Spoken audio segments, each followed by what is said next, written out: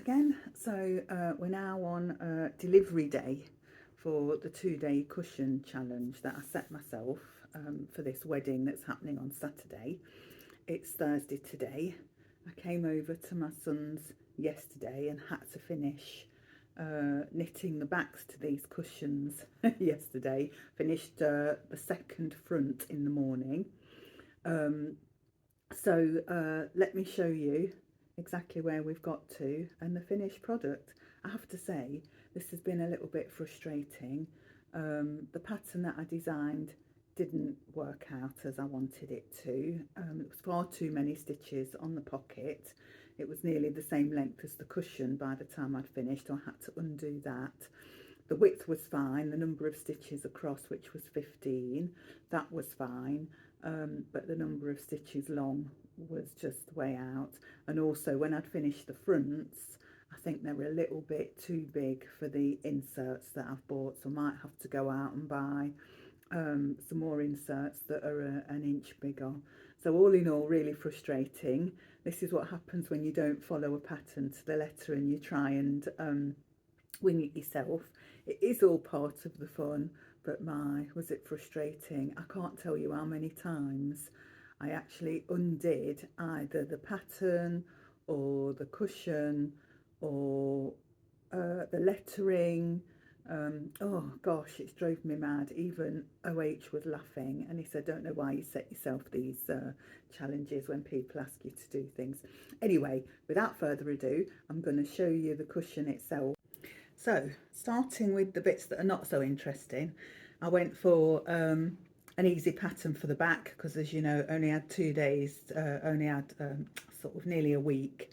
It was about 5 days actually, because it's Thursday today and I started on Sunday morning to get these 2 cushions done for this wedding. So what I've done, nice easy pattern for the back. So this is the pink, and this is just a 1 row repeat, 35 stitches. This one's actually 40, so it's a little bit bigger, but I realised it might make the cushion cover a little bit loose, so the blue one is 5 stitches less. So, and as you'll realise, if you ever do this sort of thing yourself, you do sort of learn as you go along whether or not it's going to fit and how it's going to turn out.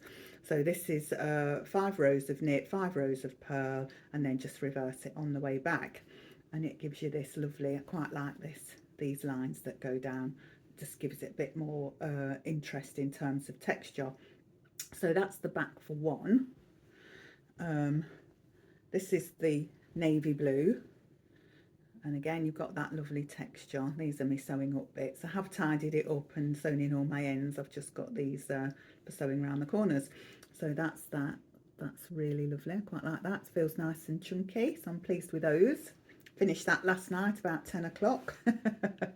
And then on to the fronts, and as you've seen in my last video, I talked about how to insert a pocket without just having to sew it on all the way round, and this is what the product this is what it looks like when you've done that.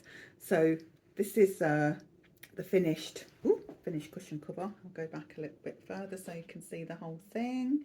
I'm really pleased with how it's turned out, and you can see there what we did when we put the 15 stitches onto a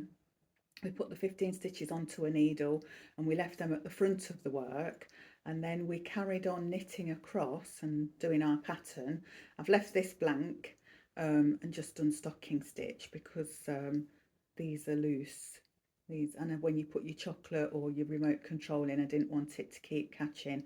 So that caused me a lot of issues because I kept forgetting where to finish this pattern, kept ending up in here, so then I had to keep going back and undoing it. And then OH was talking to me while I was watching something on the TV, and I did about 5 rows wrong. Because I didn't look, I was just watching telly. I bet you've all done that. So that was annoying. And then once I'd got to the top here, finished, cut it all off, then I went back and cast on with my pink on here, cast on those 15 stitches. And on my original diagram, there should have been five rows there, 5 rows at the top, plus a couple of rows in navy blue. but actually, like I said, by the time I'd finished, all of that was way up here, so my tension square wasn't right. So that was frustrating, so I had to undo this a couple of times to get it right. But actually I'm really pleased with how it's turned out. Just to show you the back, so it's nice and neat on the back, so you can see there where those threads have gone across.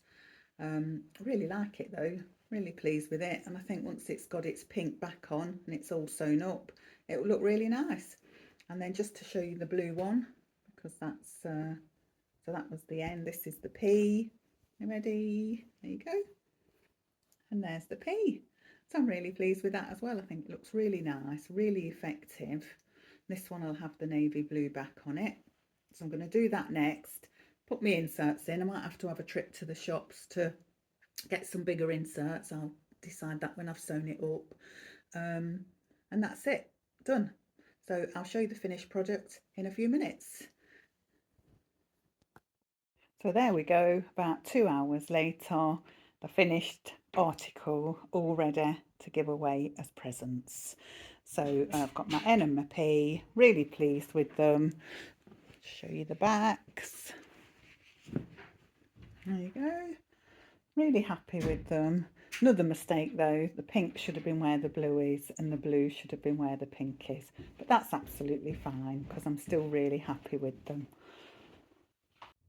So here I am back at home, and just to conclude this video, I think if you're going to do something like that at the last minute, then just follow a pattern, do your tension square, it will save saves a whole lot of hassle. I am terrible for doing that though. I like to add a little touch to whatever I'm doing, especially if it's a present for someone. But I did enjoy doing it, and I hope you enjoyed watching. Thank you for watching, and I hope you join me again for the next video, whatever that might be, I'm not sure yet. But take care, and I'll see you again soon.